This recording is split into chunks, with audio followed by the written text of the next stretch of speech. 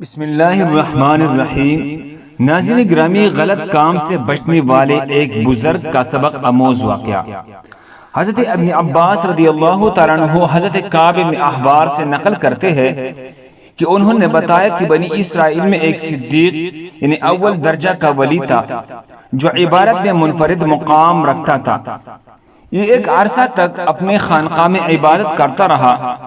اس کے پاس روزانہ صبح شام بادشاہی وقت حاضری دیتا تھا اور اس سے پوچھا کرتا تھا کہ آپ کی کوئی ضرورت ہے، تو وہ جواب دیتا، اللہ میری ضرورت کو خوب جانتا ہے۔ اللہ تبارک و تعالی نے اس عابد کے خانقاہ پر انگور کی ایک بیل اگا دی تھی جو ہر روز ایک انگور اٹھاتے، یعنی ایک انگور لگتا تھی۔ جب اس عابد کو پیاس لگتی تو وہ اپنا ہاتھ آگے بڑھاتا تو پانی ابل پڑتا تھا اور یہ اس پانی کو پی کر پیاس بجھا لیتا تھا۔ اسی طرح ایک طویل عرصہ گزر گیا۔ ایک مرتبہ اس عابد کے پاس مغرب کے وقت ایک عورت گزری جو نہایت حسین و جمیل تھی۔ اس عورت نے پکار کر کہا، اے اللہ کے بندے! تو اس بزرگ عابد نے کہا، لبیک! یہ سن کر وہ عورت کہنے لگی، کیا تمہیں تمہارا رب دیکھ رہا ہے؟ اس نے فرمایا کہ او اللہ ایک ہے، قہار ہے، حی قیوم ذات ہے، دلوں کے اسرار سے واقف ہے اور جو قبروں میں ہے ان کا اٹھانے والا ہے۔ عورت یہ سن کر کہنے لگی، مجھ سے میرا شوہر دور ہے، اس لیے مجھے ایک رات کے لیے اپنے پاس ٹھکانہ دے دو۔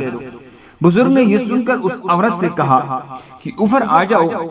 پس وہ عورت اوپر چڑھ گئی اور اس بزرگ کی خانقاہ میں پہنچ گئی۔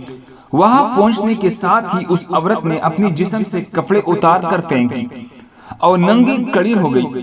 اس عابد کے سامنے اپنا ننگا بدن ظاہر کر دیا۔ یہ منظر دیکھ کر اس بزرگ نے اپنی آنکھیں بند کر لی اور فرمایا، تو تباہ ہو جائے، اپنے آپ کو ڈھانپ لے۔ یہ سن کر اس عورت نے جواب دیا، تیرا کیا جاتا ہے؟ اگر تو آج رات مجھ سے فائدہ اٹھا لے۔ تو بزرگ نے سن کر اپنی نفس سے مخاطب ہو کر کہا، اے نفس تو کیا کہتا ہے؟ نفس کہنے لگا، اللہ کی قسم میں تو فائدہ اٹھاؤں گا۔ یہ سن کر بزرگ نفس سے مخاطب ہو کر کہنے لگا، تو تباہ ہو جائے، کیا تو گندک کی دوزخ کے کپڑے مانگتا ہے، آگ کی پاٹ مانگتا ہے، میرے عرصہ کی عبادت ضائع کرنا چاہتا ہے؟ پھر کہنے لگا، ہر غلط کام کی بخشش نہیں اور اس کا عذاب مٹنے کو نہیں ڈرتا۔ اللہ تبارک و تعالیٰ تجھ پر ایسا ناراض ہو کر پھر کبھی راضی نہ ہو۔ لیکن اس بزرگ کے نفس نے اس عورت کے متعلق خوب بہکایا۔ تو بزرگ نے نفس سے مخاطب ہو کر پھر کہا، میں تیرے سامنے دنیا کی چھوٹی آگ پیش کرتا ہوں، اگر تو اس کو برداشت کر گیا تو اس رات اس لڑکی سے نفع حاصل کر لوں گا۔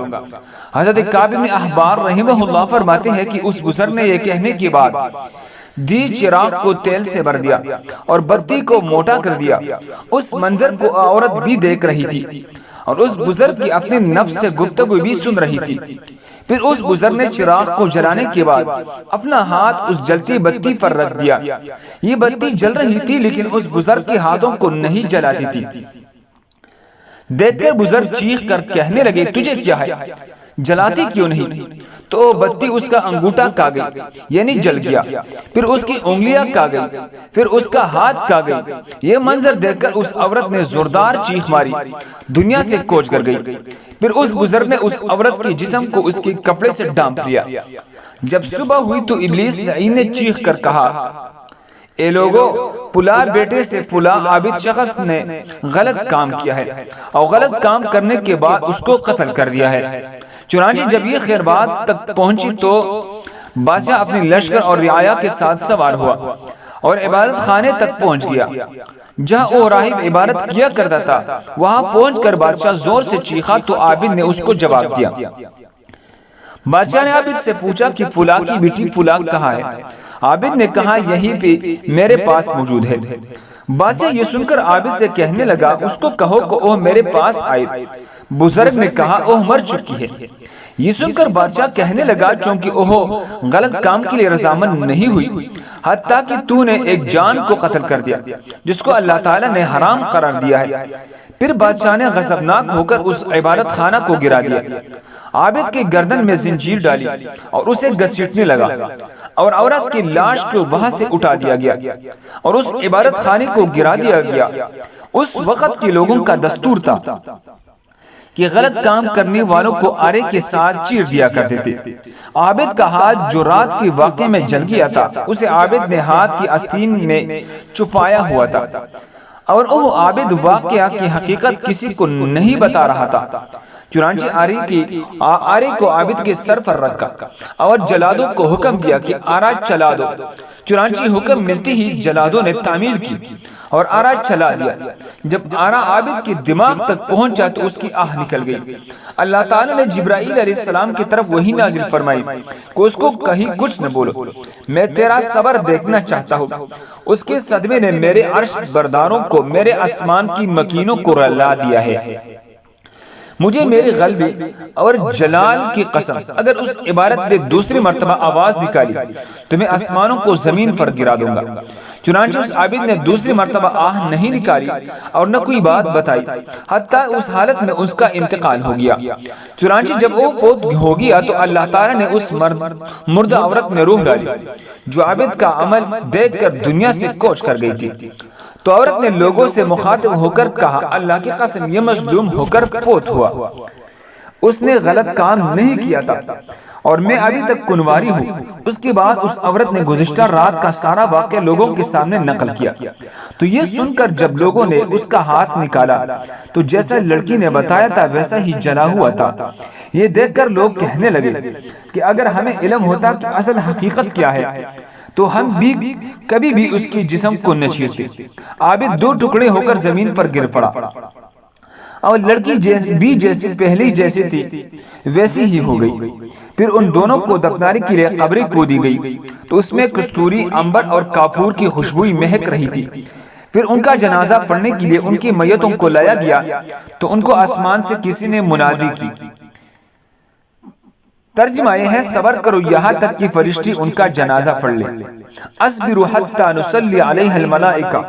اس کے بعد لوگوں نے ان کا جنازہ پڑھا اور دفن کر دیا۔ پھر اللہ تبارک و تعالیٰ نے ان کی قبر پر چنبیلی کو اگایا اور لوگوں نے ان کی قبر پر تختہ دیکھا جس پر لکھا ہوا تھا کہ شروع اللہ کے نام سے جو بہت بڑا مہربان اور نہایت کرم والا ہے۔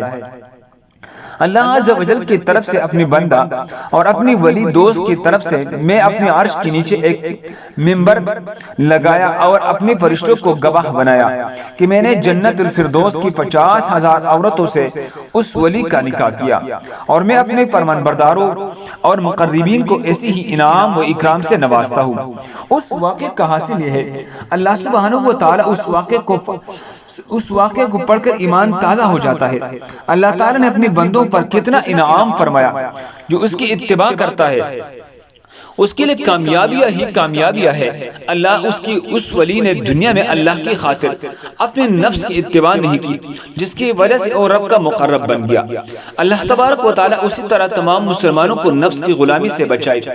اس واقعے کو پڑھ کر یہ سبق ملتا ہے، نفس کی اتباع کبھی نہیں کرنی چاہیے، کیونکہ نفس انسان کو ہمیشہ عیش و عشرت، غلط خواہشات کا دلدادہ بناتا ہے، اور پھر نفس کے باعث انسان جہنم کی طرف چلا جاتا ہے۔ آپ اس واقعے سے اندازہ لگا سکتے ہیں کہ غلط کام سے پہلے امتوں میں کتنا قبیح اور برا فعل سمجھا جاتا تھا، اس کی سزا ان لوگوں نے کتنی سخت رکھی تھی۔ اس عابد نے اپنے جسم کو اتنی شدید تکلیف میں مبتلا کیا، لیکن جہنم کے خوف کی وجہ سے غلط کام کی طرف نہیں گیا، کیونکہ وہ جانتا تھا کہ جہنم ہولناکیہ اپنے اندر کتنی شدت رکھتی ہے، جہنم کی آگ کتنی سخت ہے، جس کے بارے میں اللہ تعالیٰ فرماتا ہے النار الکبریٰ، وہ سب سے بڑی آگ ہے۔ حدیث شریف میں ہے، تمہاری یہ دنیا کی آگ دوزخ کی آگ کا 70واں حصہ ہے۔